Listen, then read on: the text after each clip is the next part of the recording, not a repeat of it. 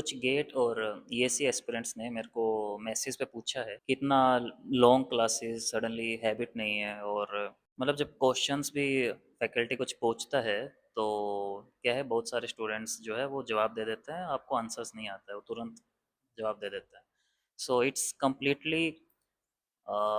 completely okay to feel the overwhelmed while taking the classes because आपका इतना habit नहीं होता है लेंथी लॉन्ग क्लासेस लेने का। सडनली आपका रूटीन चेंज होता हो जाता है। स्टार्टिंग के कुछ दिनों में ओवरवेल्ड फील करना कम्प्लीटली नॉर्मल है। सो आप एक न्यू इन्वायरमेंट में आते हो, न्यू कंपटीशन, न्यू रूटीन, और सडनली इतनी long classes. So long classes रखने का कोचिंग सेंटर जो है वो इंटेंशनली लॉन्ग क्लासेस रखती है बिकॉज उनका है कि आपको जल्दी से जल्दी सिलेबस कंप्लीट करवा के आपके पास कुछ टाइम स्पेयर हो ताकि आप सेल्फ स्टडी कर सके। वो बहुत ज़रूरी है सेल्फ स्टडी करना।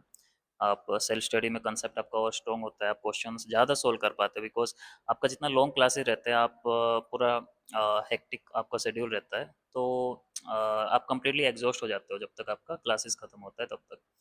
तो बट फिर भी आप क्लासेस ख़त्म होने के बाद में थोड़ा एटलीस्ट 2 to 3 आवर्स टाइम निकाल के जो उस दिन कंसेप्ट आपका हुआ है कवर उस क्लास में, उसको रिवाइज करना है। वो तो मस्ट है।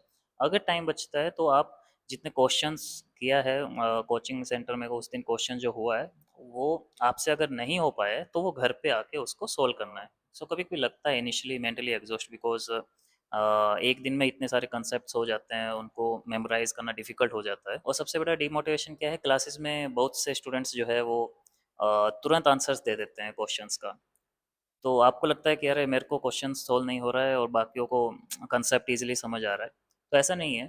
जो मोस्टली स्टूडेंट्स है या मोस्टली जो आंसर्स दे रहे हैं वो आइदर 1 साल 2 साल 3 साल से प्रिपरेशन कर रहे हैं ऑलरेडी। वो एग्जिस्टिंग स्टूडेंट्स है, वो प्रिपरेशन में है। और दूसरा हो सकता है कि उनकी लाइक प्रीवियसली रैंक अच्छी ना आई हो तो उनके कंसेप्ट तुमसे स्ट्रॉन्ग है।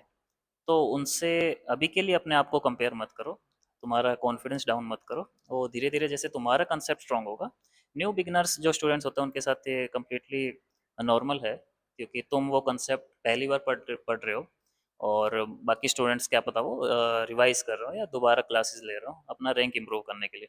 तो उनसे कम्प्लीटली तुमको डिमोटिवेट नहीं होना है। तुम अपना तुम अपने पे फोकस करो। सो ऑनेस्टली सबके साथ होता है, बिगनिंग में सब स्टूडेंट्स के साथ होता है। इसका मतलब ये नहीं है कि आप इंटेलिजेंट नहीं हो, टैलेंटेड नहीं हो। इसका मतलब ये है कि तुम्हारा बॉडी और माइंड अभी नई चीज़ों को अडेप्ट कर रहा है। तो it's completely normal to feel exhausted after coaching classes. और क्लासेस में जो न्यूमेरिकल्स करवाए जाते हैं उसको एटलीस्ट अटेम्प्ट करो। ये नहीं कि उसने आंसर्स दे दिया हमसे नहीं हो रहा है, उसको अटेम्प्ट करो। और जितना ड्यूरिंग द क्लासेस भी तुमको कुछ स्पेयर टाइम मिलता है, क्योंकि टी टाइम लंच टाइम जो होता है उस टाइम पे अपना देखो कि जो क्वेश्चंस किए हैं वो तुम अटेम्प्ट कर पा रहे हो नहीं कर पा रहे हो, या फिर जितना अभी तक फंडामेंटल तुमको कंसेप्ट तुमको जो भी पढ़ाया है क्लास में उसको तुमको रिवाइज करना है, ताकि तुमको टाइम तुम्हारा तुम वेस्ट ना करो। क्योंकि घर आने के बाद में तुम कम्प्लीटली एग्जॉस्ट और उसके बाद में उतना आप स्टडी नहीं कर पाओगे। एंड ट्रस्ट मी, टाइम के साथ साथ आपका अंडरस्टैंडिंग, कॉन्फिडेंस और स्पीड सब इम्प्रूव हो जाएगा। और जो चीज़ स्टार्टिंग में इम्पॉसिबल लगती थी वो बाद में नॉर्मल लगने लग जाएगी। So keep preparing hard. Okay, bye.